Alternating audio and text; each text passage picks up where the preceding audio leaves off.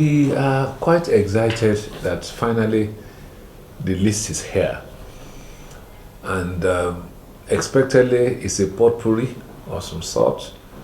We have seen a large number of very competent people in their own rights, professionals, and the way we looked at, although no portfolios have been allotted yet, but we can already see where it's going. We can see attempts to bring people who can work very hard. Some of the people that we have seen there, we know are people of capacity in terms of delivering whatever assignments that they have.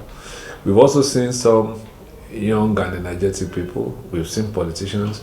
We've seen attempts also to compensate people who worked hard. So, like I said, it's a potpourri, and in totality, I think it's a good mix.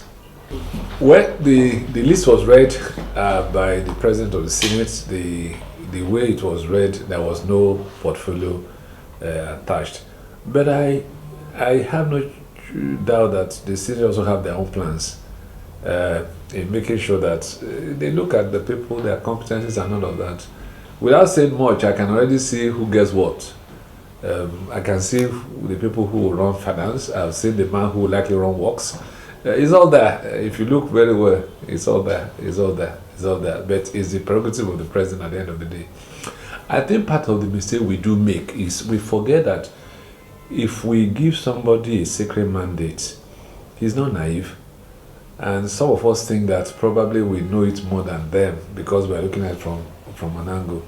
I think for somebody to have taken his time, to select, he would have selected with people in mind going to certain directions. And we just must at this stage trust his judgment.